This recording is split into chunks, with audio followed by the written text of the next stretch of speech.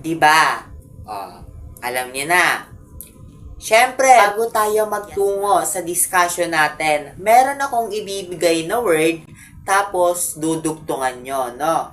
Yung word na ibibigay ko ay ang mamatay ng dahil sa'yo blank. Tapos dudugtungan nyo.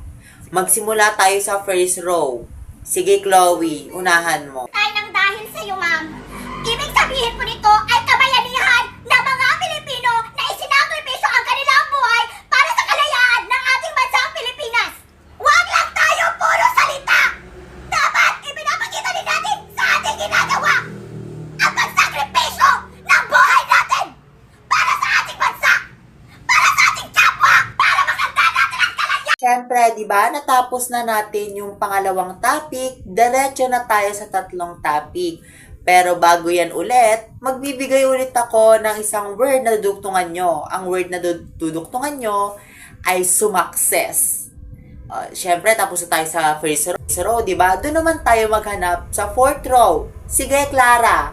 Ikaw, Iha. Ay, duktungan mo yung sumakses. Bakla, ikaw Sige po, ma'am. Laro. Parang nag-imagine ka, nakikita mo sa imagine mo, wow, ang taas ko na. Ganon.